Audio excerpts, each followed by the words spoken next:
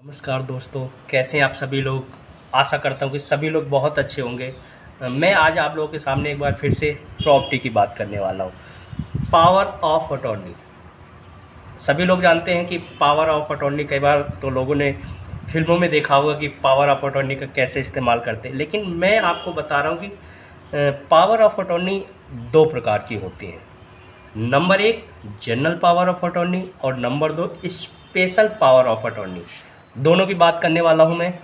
लेकिन सबसे पहले जानते हैं हम जनरल पावर ऑफ अटॉर्नी क्या होती है। जनरल पावर ऑफ अटॉर्नी एक ऐसा दस्तावेज है। जनरल पावर ऑफ अटॉर्नी 1882 में बनाई गई, और इसके अधिकार जो हैं यानी कि दूर दराज, यानी कि कई लोग विदेश में बैठे होते हैं, वो लोग इसका ज़्यादातर इस्तेमाल करते हैं। जनरल पावर ऑफ अटॉर्नी आप अपने किसी चाहते, यानी कि आप अपने किसी स्पेशल, यानी कि आप अपने किसी फैमिली मेम्बर को, या फिर अपने किसी दोस्तों को, या फिर किसी एजेंट को जनरल पावर अटॉर्नी में नियुक्त कर सकते हैं। उसको अपनी संपत्ति के सारे अधिकार आप दे सकते हैं। सरल भाषा में कहें तो आप अपनी संपत्ति को बेच सकते हैं, अपनी संपत्ति का जो भी केस है उसको लड़ सकते हैं। आपकी बैंक में जितना भी पैसा जमा है आप उसको निकाल सकते हैं, सिर्फ एक एजेंट के माध्यम से। सिर्फ एक अपने पावर ऑफ अटॉर्नी जिसको आपने उसके अधिकार दिए हैं, जिसको बनाया अपना एजेंट, जिस व्यक्ति को बनाया है, वो आपके सारे काम बड़ी आसानी से बिना आपके आए करता रहेगा। है ना कितने मज़ेदार की बात कि पावर ऑफ अटॉर्नी यानी कि जनरल पावर ऑफ अटॉर्नी ऐसे काम भी करती है।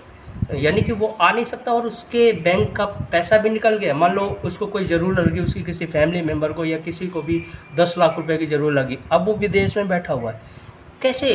तो वो अपना एक एजेंट नियुक्त करता है। यानी कि उसका कोई मकान है, वो चाहता है कि मैं रेंट पे दे दूँ।